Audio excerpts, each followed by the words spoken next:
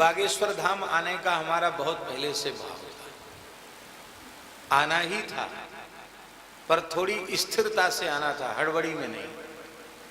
पर चलो, पहली यात्रा हड़बड़ी की ही सही, और पहली यात्रा हुई और इस पवित्र हनुमान जी का देखिए दर्शन भी हो गया। वाह! तो पवित्र वातावरण देखकर, गांव का दर्शन करके मन बड़ा प्रसन्न हुआ। और सबसे ज्यादा प्रसन्नता हुई कि यहाँ श्रोता के रूप में हनुमान जी महाराज सुंदर सिंहासन पर विराजमान। में त्यागी जी को कहा, देखो कितना सुंदर दर्शन हो रहा है हनुमान जी, बहुत प्यारा दर्शन हनुमान जी का।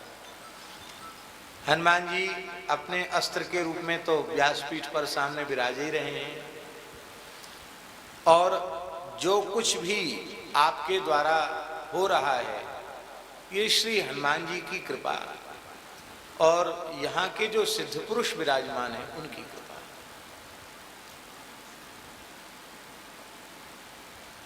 शरीर से देखें, अवस्था से देखें तो बहुत बड़ी कोई अवस्था नहीं है, लेकिन इन पूज्य महापुरुषों ने संसार के दीन दुखियों के दुख को दूर करने के लिए आपको स्वीकार किया है, आपका वर्ण किया है, और आपके शरीर के माध्यम से बहुत बड़ी सेवा हो रही है। तमाम लोग दुखी आते हैं और आकर के यहाँ प्रसन्न होकर यहाँ से जाते हैं।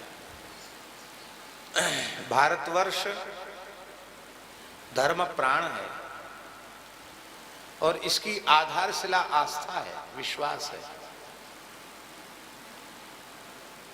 और आस्था विश्वास की आधारशिला पर जो घटनाएं घटती हैं उनको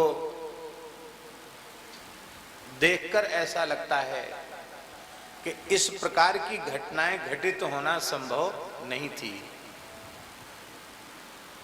जो संभव होता है वो मनुष्य के द्वारा घटता है, होता है, और जो असंभव होता है वो दैवी शक्तियों के द्वारा घटित होता है, भगवान की कृपा करुणा से घटित होता है।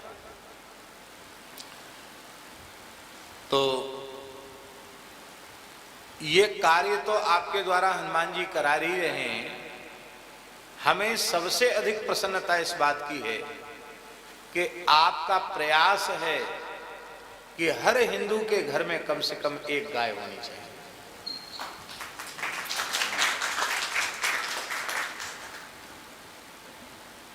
जो लोग बहुत बड़े शहरों में रहते हैं, फ्लैटों में रहते हैं, उनके यहाँ सुविधा नहीं है कि वो रख सकें, तो ऐसे लोग जहाँ गौ सेवा हो रही है वहाँ की गायें दत्तक लेकर के और उन गायों का पोषण कराएं। हम कहते नहीं, किसान के घर की गाय का, गरीब किसान है वो उतना पोषण नहीं कर सकता, उस गरीब की किसान की गाय को आप दत्तक ले लो। हमारे यहाँ शास्त्रों में लिखा है कि गोदान के बिना सद्गति नहीं होती। हमारे सभी संस्कारों में गोदान है, और गोदान का अधिकार उस व्यक्ति को है जिसके पास 10 गाय हो। जिसके पास 10 गाय न हो उस व्यक्ति को गोदान का अधिकार नहीं है, शास्त्रों में लिखा है। नंद बाबा ने 2 लाख गैया बालकृष्ण के जन्मोत्सव में हाल की ब्याई हुई 2 लाख गैया दान की। अब कोई गणतज्ञ बैठे हों तो हिसाब किताब लगा सकते, प्रिय से लगा सकते हैं। 10 गैया हो तो 1 गाय दान कर सकता है। 2 लाख गाय की दान की हुई तो उनके पास कितनी गाय होंगी? हैं? 20 लाख गाय होंगी, हैं? 2 करोड़। लो साहब, कमलेश जी का हिसाब गलत निकला है, गंगले जी पुराने हैं, इनका हिसाब सही नहीं है। इसका मतलब है व्यक्ति चाहे जितना सुखी संपन्न हो, धनाढ्य हो,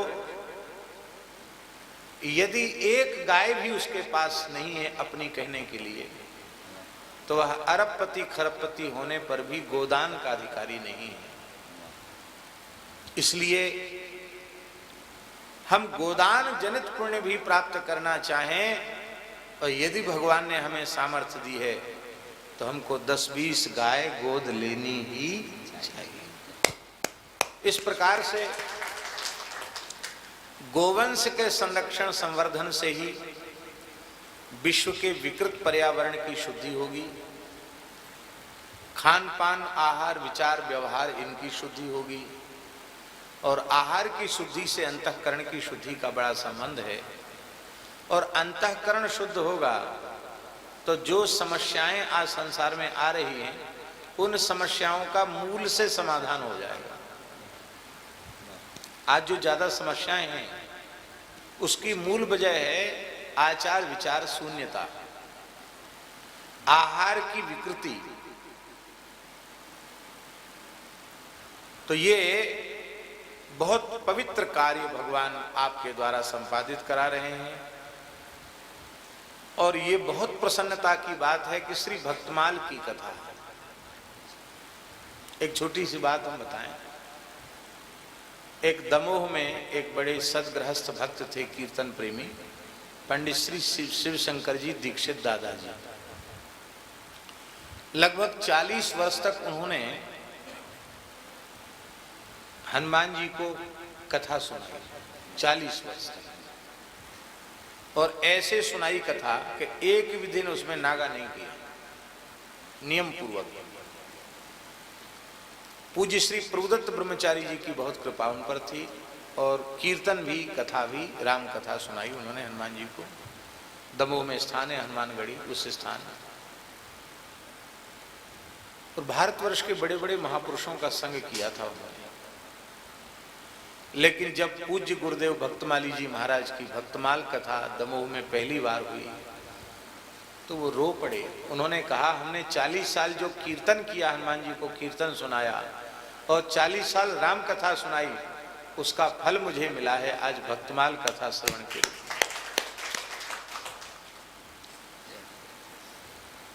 क्योंकि जब तक भगवान के भक्तों के चरणों में अनुराग नहीं होता है तब तक जीव का परमार्थ पथ अवरुद्ध रहता है।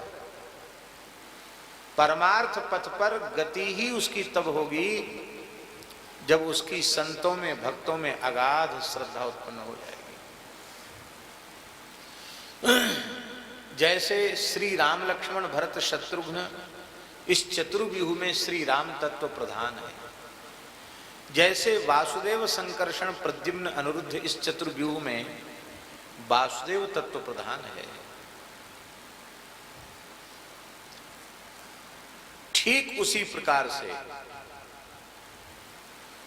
भक्त भक्ति भगवंत और गुरु इन 4 तत्वों में भक्त तत्व प्रधान है। भक्त तत्व प्रधान है। क्यों है प्रधान? इसलिए प्रधान है भक्त तत्व कि तीनों तत्वों का अंतर्भाव भक्त तत्व में हो जाता है। देखो भक्त के भीतर भक्ति तो है ही है, भक्त तो वो है। क्यों है भक्त? इसलिए भक्त है क्योंकि रसरूपा प्रेम लक्षणा भक्ति उसके हृदय में प्रतिष्ठित है। भक्ति महारानी हृदय में न हो तो भक्त थोड़ी कहा जाएगा। तो भक्त तो वो है ही और भक्ति उसके हृदय में विराजमान है, तो भक्त भक्ति हो गया। और ऐसे जो भक्ति महारानी जिनके हृदय में विराजमान होती हैं वो तो भगवान के समान नहीं, भगवान से भी बड़े हो जाते हैं। सबरी माई को भगवान ने क्या कहा? सातम सम मोहि मैं जग देखा, मोते अधिक संत करिए मोरे मन प्रभु अस विश्वासा, राम ते अधिक राम कर दासा। ये तो है ही है। और भक्त और भगवान में अभेद हो जाता है, भेद नहीं रह जाता। जो सामर्थ्य श्री रघुनाथ जी में है वही सामर्थ्य श्री हनुमान जी में है। हम झूठ कहते तो बताओ।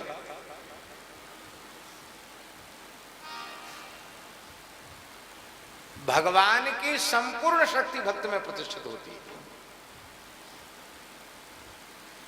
इसलिए हनुमान जी को श्री राम जी कह दें तो अतिशयोक्ति नहीं है।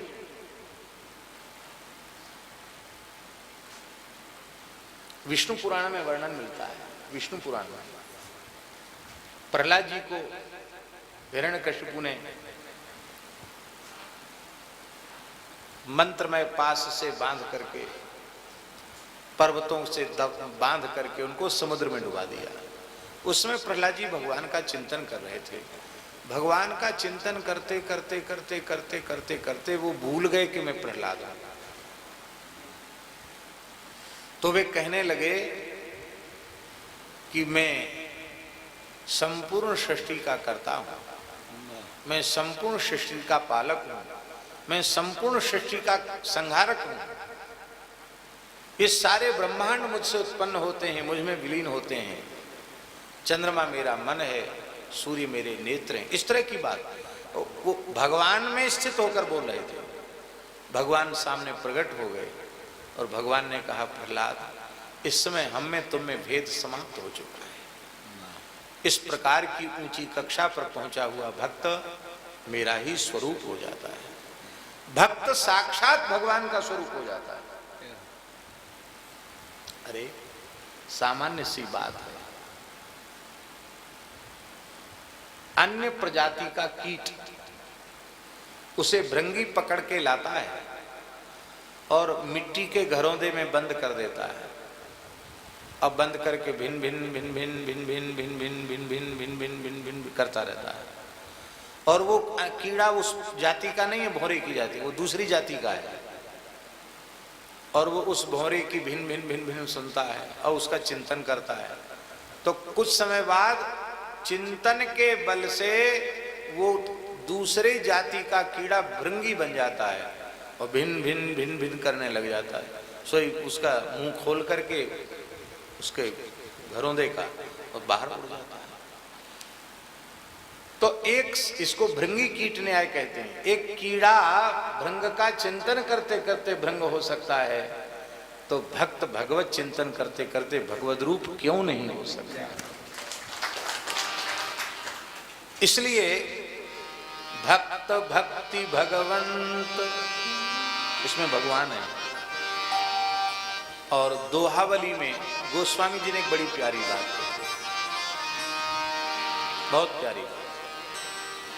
आप भगवान की सेवा करना चाहते हैं, करना चाहते हैं, जाओ मंदिर में पूजा करो। बोले वो है पूजा ठीक है, करनी चाहिए, पर मंदिर वाले भगवान खाते पीते नहीं है, देखते हैं। चक्षुषा ग्रहणान, नेत्र से ग्रहण कर ले, वो प्रसाद हो जाता है। लेकिन खाते पीते भगवान संतों के हृदय में बैठ कर गए। गोस्वामी जी कह रहे हैं, अंतर्यामी गर्भगत संत सुंदरी माही, तुलसी पूजे संत के दो पूजे। किसी गर्भिणी के गर्भगत बालक को पुष्ट करना चाहे तो क्या साधन है? गर्भिणी माता को रस से स्निग्ध पौष्टिक आहार दिया जाए तो गर्भगत बालक को अपने आप प्राप्त हो जाएगा। ऐसी ठाकुर जी को जिमाना चाहते हो तो गौ ब्राह्मण संत ये भगवान का स्वरूप है, चलते फिरते, इनको जिमाओ, ठाकुर जी तृप्त हो जाएगा। तो भक्त भक्ति भगवंत और गुरु, तो भक्त है ही है, भक्त में भक्ति है, भक्त में भगवंत है और भक्त ही गुरु है। विमुख गुरु होता है क्या? जो भगवान का भक्त नहीं है वो गुरु होगा क्या? भगवान का भक्त नहीं होगा तो भगवान से नहीं जोड़ेगा, अपने से जोड़ेगा, और अपने से जोड़ेगा तो कहां जाना पड़ेगा? दोनों नरक हैं? दोनों नरक में चले, नरक में ठेलम ठेल। हाँ, कहां जाना पड़ेगा, कोई ठिकाना नहीं। भक्त तत्व में भक्त है, भक्त तत्व में भक्ति है, भक्त तत्व में भगवंत है, और भक्त तत्व ही गुरु है। इसलिए भक्त तत्व प्रधान है। अब देखिए, भक्त, भक्ति, भगवंत, गुरु, चतुर नाम बपु एक। भक्त दो प्रकार के होते हैं, एक तो भगवान के भक्त और एक भगवान के भक्तों के भक्त। कुछ ऐसे होते केवल भगवान के भक्त होते विशेष, कुछ भक्तों के भक्त विशेष होते हैं, कुछ ऐसे होते हैं जो भक्त और भगवान दोनों के भक्त होते हैं। तो भक्त कहने से भगवान के भक्त श्री भरत जी का ग्रहण हो गया। राम जी के अनन्य भक्त हैं, देखे बिन रघुनाथ पद जी की जरने न जाए। भरत जी से बड़ा भक्त कौन होगा? भरत चरित कर नेम तुलसी जे सादर सुनई, सीय राम पद प्रेम अवस होय भवरस बिरत। भरत जी भक्त, भक्ति साक्षात श्री जानकी जी भक्ति महारानी, भगवंत श्री राम जी, और गुरु जीवाचार्य श्री लक्ष्मण जी और शत्रुघ्न जी। आप कहेंगे शत्रुघ्न जी को छोड़ दिया? नहीं, भरत जी भक्त के भक्त हैं, भगवान के भक्त हैं, और शत्रुघ्न जी भरत जी के भक्त हैं। भगवान के तो है ही हैं, वो भरत जी के भक्त हैं। इसलिए शत्रुघ्न जी की भक्ति भरत जी से डबल है। भगवान के प्रति तो भक्ति है ही है, भक्त के प्रति भी उनकी भक्ति है। इसलिए भक्त, भक्ति, भगवंत, गुरु, चतुर नाम बपु एक। इसमें श्री भरत जी, श्री शत्रुघ्न जी भक्त तत्व में दो ग्रहण के, भगवत भक्त, एक भक्त के भक्त। भक्ति में जानकी जी, भगवंत में रघुनाथ जी, और गुरु में श्री लक्ष्मण जी। अब देखो, एक ऐसा तत्व है जो राम जी का भक्त तो है ही है, लक्ष्मण जी का भी भक्त है, भरत जी का भी भक्त है, शत्रुघ्न जी का भी भक्त है, माता जी जानकी जी का भी भक्त है। और उनका ही भक्त नहीं, जितने श्री राम कृष्ण के भक्त हैं सबका भक्त है। साधु संत के तुम रखवारे, असुर निकंदन राम दुलारे। ये हनुमान जी महाराज। इसलिए भक्त में हनुमान जी, भरत जी, शत्रुघ्न जी सबका ग्रहण हो गया। भगवंत में रघुनाथ जी, और भक्ति में जानकी जी, और गुरु में श्री लखन लाल जी। भक्त गोस्वामी तुलसीदास जी,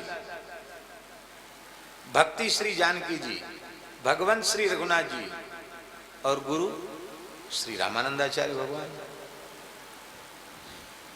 अभी हमें स्मरण में नहीं है, एक दिन हम लेटे थे, नींद नहीं आ रही थी, तो भक्त, भक्ति, भगवंत, गुरु इस दोहे के ऊपर कम से कम 2-2.5 घंटे तक इतने नए नए भाव आए। रामानंद संप्रदाय की दृष्टि से क्या, वल्लभ संप्रदाय की दृष्टि से क्या, बौद्ध संप्रदाय की दृष्टि से क्या, ऐसे लगा कि इस मंगलाचरण के दोहे में सारे आस्तिक जगत के मंगलाचरण समाहित हो गए। और भक्तों में भाव बिना भक्तमाल कथा श्रवण के आता नहीं। तो मेरे मन में बहुत प्रसन्नता है कि हमारे पूज्य शास्त्री जी भक्तमाल कथा का वाचन कर रहे हैं, और बहुत लाभ होता है। संतों के चरित्र हमको पद पद पर प्रेरणा देते हैं, पद पद पर प्रेरणा देते हैं। खूब खूब मंगल कामना। और ये भी एक सहज संयोग की बात है कि भक्तमाल कथा के शुभारंभ के दिन में ही हमें हनुमान जी को दंडवत करने का, व्यासपीठ को प्रणाम करने का अवसर मिल गया।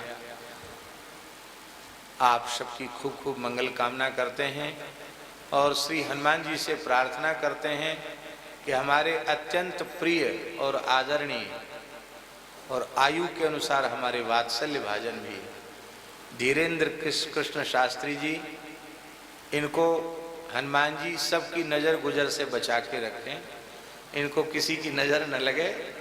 ऐसे ही खूब गौ ब्राह्मण संतों की सेवा करें और ये बागेश्वर धाम का जो दिव्य सुयस है सारी धरती पर व्याप्त हो, ऐसी हनुमान जी से प्रार्थना है।